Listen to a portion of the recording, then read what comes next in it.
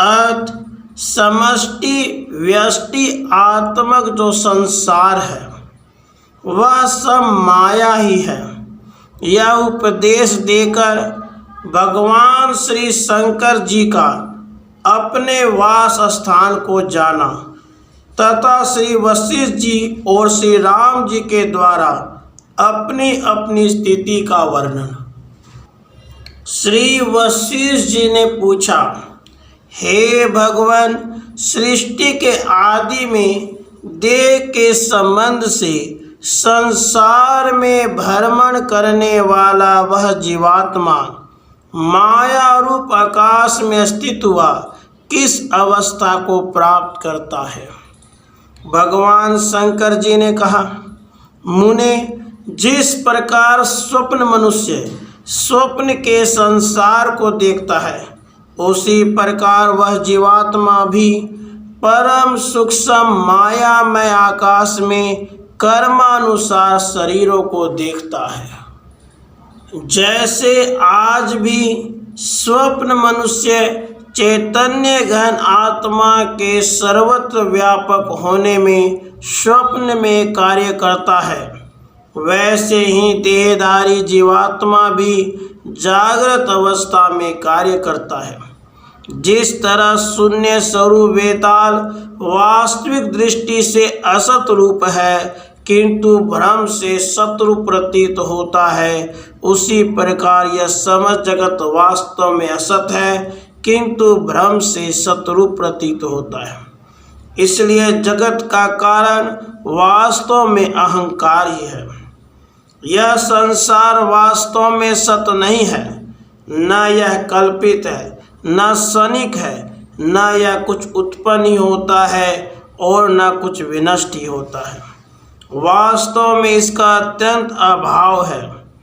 चेतन जीवात्मा ही संपूर्ण प्रपंच की संकल्प रूप से अपने में उसी प्रकार कल्पना करता है जिस प्रकार मनुष्य स्वप्न में नगर का निर्माण और विनाश करता है, पर जागने पर वास्तव में उसका स्वप्न के देश और काल से कुछ भी संबंध नहीं रहता। इस विनाशशील संसार का वास्तविक स्वरूप तत्व से समझ लेने पर इस माया रूप संसार के भेद सत्ता का अभाव हो जाता है। उसके बाद ज्ञान पूर्वक ध्यान के अभ्यास से कल्याणमय शिव रूप परमात्मा की प्राप्ति हो जाती है। नहीं तो यह जीवात्मा अपने कर्मानुसार देह इंद्रिय आदि के संयोग कर्म से मृगी, लता, कीट, देव, असुर आदि रूप हो जाता है। नित्य व्यापक अनंत दृढ़ और विश्व में व्याप्त एवं विश्व के कर्ता जिस परब्रह्म यह जगत कल्पित है, विवेक होने पर वह जगत न दूर है न समीप, न ऊपर है न नीचे, न आपका है न मेरा, न पहले था न आज है, न प्रातः काल में है, न सत है न सत और न सत और असत के मध्य में है, अर्थात वास्तव में यह कल्पना मात्र है। मुनि, जैसा आपने पूछा वैसा ही मैंने उत्तर दे दिया। आपका कल्याण हो। अब हम लोग अपने अभिलिषित दिशा की ओर जा रहे हैं। पार्वती आओ, उठो।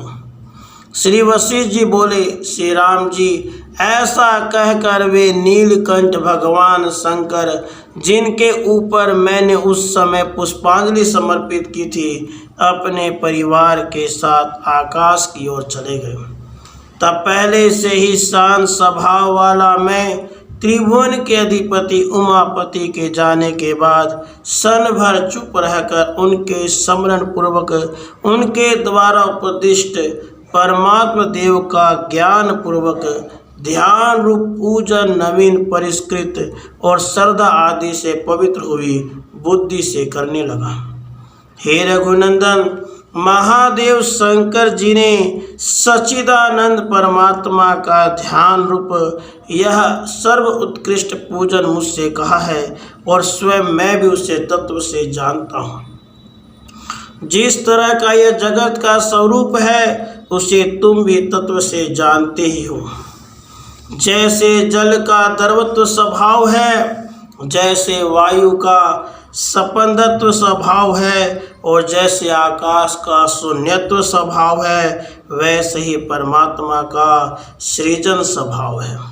श्री राम, तब से लेकर आज तक उसी क्रम से मैं शांति पूर्वक परमात्मा का ध्यान रूप पूजन करता आ रहा हूँ। इसलिए मनुष्य को धन और बंधुओं की उत्पत्ति और विनाश होने पर हर्ष और विषाद नहीं करना चाहिए, क्योंकि ये सभी संसार के अनुभव सदा विनश्वर ही है। श्री राम, परमतनशील चित्र विचित्र परिस्थितियाँ जिस प्रकार आती हैं, जाती हैं और पुरुष को पराजित करती हैं, यह सब तुम भी जानते ही हो। इसी प्रकार प्रेम और धन आते जाते रहते हैं और यूं ही चले भी जाते हैं। वे जगत के व्यवहार वास्तव में न तो तुम्हारे अंदर है और न तुम ही उनके अंदर हो। इस प्रकार यह जगत तुच्छ ही है। केवल चेतन स्वरूप व्यापक देह वाले श्री राम, यह जगत तुम्हारा संकल्प होने के कारण तुम्हारा स्वरूप ही है। अतः तुम्हारे लिए हर्ष और शोक का प्रसंग ही क्या है।